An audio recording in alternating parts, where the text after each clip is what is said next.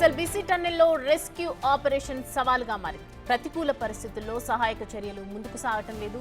నీటి ఊట ఎక్కువగా ఉండటంతో రెస్క్యూ టీమ్స్ ముందుకు వెళ్లలేకపోతున్నాయి.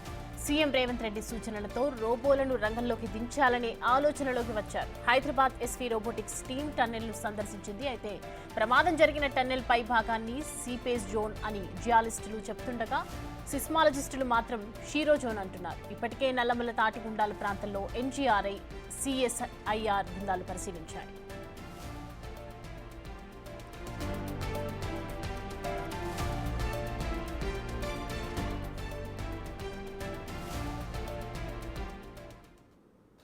మరిన్ని అప్డేట్స్ దీనిపై మా ప్రతినిధి శంకర్ అందిస్తారు. శంకర్, చూస్తున్నాము టన్నెల్ కి సంబంధించి రోబోటిక్స్ ని పంపిస్తారని చెప్తున్నారు. సో ఎంతవరకు వచ్చింది పని, అసలు ఏంటి అప్డేట్స్?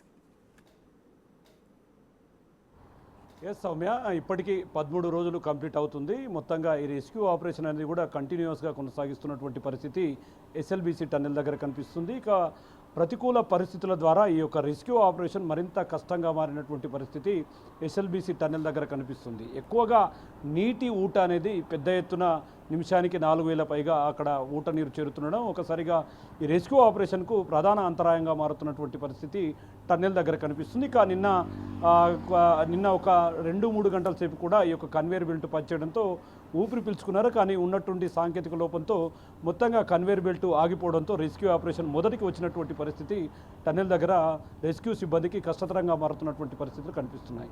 ఇక ఇప్పటికే దీన్ని మొత్తంగా యొక్క రోబోట్లను లోపలికి పంపాలి అని కూడా ఎస్వీ హైదరాబాద్కు సంబంధించినటువంటి రోబోటిక్ బృందం కూడా ఇప్పటికే టన్నెల్ దగ్గరికి చేరుకొని లోపల పరిస్థితులను కూడా అంచనా వేస్తున్నటువంటి పరిస్థితి కనిపిస్తుంది. ఎందుకంటే లోపల మనుషులు చేసే క్రమంలో ఏదైనా ప్రమాదం జరిగితే కాస్త ఇబ్బందిగా ఉండొచ్చు. ఎందుకంటే ఇంకొక 300 మీటర్ల వరకు కూడా ముందరకు వెళ్ళే పరిస్థితి చాలా కష్టతరంగా మారినటువంటి పరిస్థితి అక్కడ కనిపిస్తుంది. లోకో ట్రైన్ కూడా అక్కడికి వరకు వెళ్ళడం, ఆ ముందుకు వెళ్ళలేనటువంటి పరిస్థితి అక్కడ కనిపిస్తుంది. ఒకవైపు జియోలాజికల్ బృందం మాత్రం దీన్ని సీపేజ్ జోన్గా కూడా గుర్తిస్తున్నారు. మరోవైపు సిస్మాలజీ బృందం కూడా దీన్ని షియర్ జోన్ అంటూ కూడా, అంటే మెత్తని భాగాలు అక్కడ ఆ భూమికి సంబంధించినటువంటి పొరలకు సంబంధించినటువంటి లవణీయత ఆధారంగా కూడా దాన్ని లెక్కిస్తున్నటువంటి పరిస్థితి ఎస్ఎల్బీసీ టన్నెల్ దగ్గర కొనసాగుతుంది. ఎందుకంటే ప్రమాదం జరిగినటువంటి చోట్లో ఎక్కడైతే యొక్క బురద నీరు ఇదంతా వస్తుందో ఆ ప్రాంతాన్ని షియర్ జోన్గా చెప్తున్నారు. ఒకవైపు ఈ గుండాల ప్రాంతానికి సంబంధించి ఇప్పటికైతే ఎన్జీఆర్ఐ బృందం కావచ్చు, మిగతా బృందం సభ్యులు కూడా అక్కడ పరిశీలన చేపడుతున్నారు. ఎందుకంటే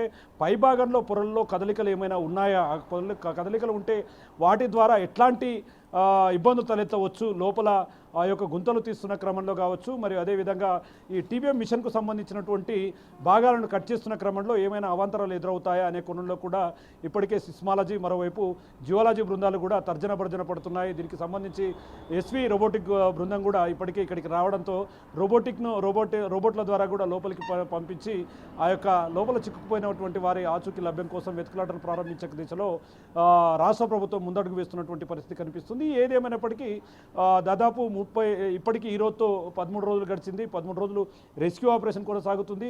ఎస్డీఆర్ఐ, ఎన్డీఆర్ఎఫ్ సిబ్బందితో పాటు రాటోల్ మైనర్స్, అదేవిధంగా మార్కోస్ ఇట్లాంటి ప్రత్యేకమైనటువంటి నిష్ణాతులు కూడా నిరంతరాయంగా పనిచేస్తున్నప్పటికీ ఒక్కసారిగా పరిస్థితులు మారుతున్నాయి. మరొకసారిగా పరిస్థితులు మారిపోవడంతో, అంటే అనుకూలంగా ప్రతికూలంగా మారుతుండడంతో రెస్క్యూ అనేది కాస్త ఇబ్బందికరంగా మారినటువంటి పరిస్థితి టన్నెల్ దగ్గర కనిపిస్తుంది. ఇక మేజర్గా మనం గమనిస్తే ప్రధానమైనటువంటి అంశం ఇక్కడ ఏదైతే ఈ యొక్క టీబీఎం మిషన్ ఉంటుందో ఆ మిషన్కు సంబంధించి దాదాపు 140 మీటర్ల మేర ఈ మిషన్ ఉంటుంది. ఆ ప్రాంతం అంతా కూడా కూలిపోయి దాని మీద పడడం, ఆ మిషన్కు ముందు భాగంలోనే అక్కడ కొంతమంది పనిచేస్తున్న క్రమంలో అక్కడ ఉండొచ్చు అని చెప్పి నిష్ణాతులు, ఒకవైపు విశ్లేషకులు చెప్తున్నటువంటి పరిస్థితి. ఇప్పటికీ ఎన్జీఆర్ఐ బృందం గురించినటువంటి వాటి చోట్ల కూడా తవ్వకాలు అవన్నీ జరుపుతున్నారు. కానీ అక్కడ వారికి సంబంధించినటువంటి ఆనవాళ్ళ ఆచూకీ లభ్యం కాలేదు. ఎన్డీఆర్ఐ సిబ్బందితో ట్రైన్డ్ అయినటువంటి జాగిలలతో కూడా అక్కడ రెస్క్యూ ఆపరేషన్ చేపడుతున్నారు. ఇప్పటికే టీబీఎం మిషన్కి సంబంధించినటువంటి ఒక నమూనాను కూడా అక్కడికి తెచ్చారు. ఎందుకంటే టీబీఎం మిషన్ లోపల ఏ విధంగా ఉంటుంది, మనం ముందుకు వెళ్ళే కొద్దీ ఆ టీబీఎం మిషన్కి సంబంధించి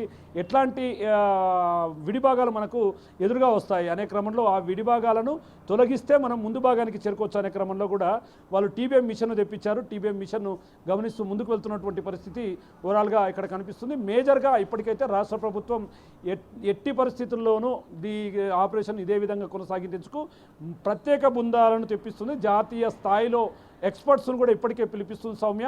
ఓవరాల్గా ఈ యొక్క రోబోటిక్ బృందం దీంట్లో ప్రయోగాత్మకంగా ముందుకు వేయబడంతో మరింత ఈ యొక్క రెస్క్యూ ఆపరేషన్ అనేది కూడా ఆసక్తికరమైనటువంటి అంశాలను పరిగణలోకి తీసుకునే అవకాశాలు కనిపిస్తున్నాయి. ఇప్పటికే ఒకవైపు ఎన్డీఆర్ఎఫ్ సిబ్బంది, మరోవైపు సింగరేణి కార్మికులు ప్రధాన పాత్ర పోషిస్తున్నటువంటి ఆ బురదను ఎన్జీఆర్ఐ సిఎస్ఐఆర్ఐ కూడా బృందాలు పరిశీలించారు. అంటే వీళ్ళ సూచనలు ఏం చెప్తూ ఉన్నారు దీనికి సంబంధించి? ఎస్, ఎన్జీఆర్ఐ బృందాలు ఇప్పటికీ ఆ మార్కింగ్లు గుర్తించాయి 8 చోట్ల. అక్కడ కొంత వేరే అవశేషాలు, అంటే ఒక మెటల్కి సంబంధించినటువంటి అవశేషాలు లభించడం.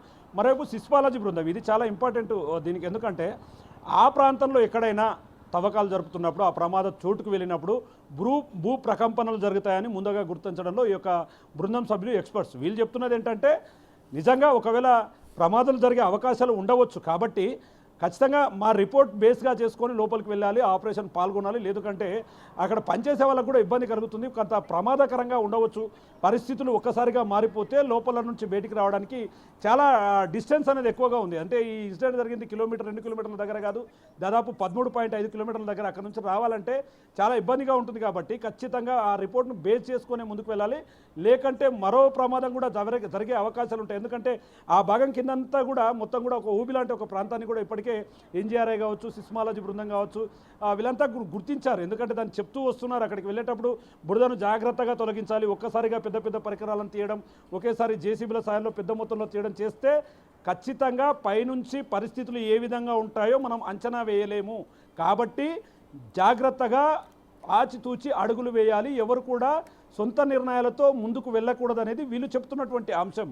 ఎందుకంటే నిన్న కన్వేర్ బెల్ట్ స్టార్ట్ అయినప్పటి నుంచి దాదాపు ఒక 300 మీటర్ల మేర కన్వేర్ బెల్ట్ వరకు తీసుకొచ్చి ఈ రా మెటీరియల్ ఏదైతే బురద, రాళ్ళు, మట్టి ఇదంతా ఉందో దీన్ని తీసేస్తారు. అది దాదాపు గంటకు 800 టన్నులను కూడా బయటికి తీసేసే పరిస్థితి అప్పుడు కనిపించింది. కానీ ఇక్కడ పరిస్థితి మళ్ళీ తిరిగి సేమ్ యథాస్థాయికి వచ్చింది. కన్వేర్ బెల్ట్ ఆగిపోయింది. లోకో ట్రైన్కు సంబంధించినటువంటి ట్రాలీలలో బురదను అదంతా తీసుకొచ్చి బయటికి తీసుకురావాలి. అంటే దాదాపు 3 గంటల సమయం బురదను తీసుకురావడానికి బయటికి పడుతుంది.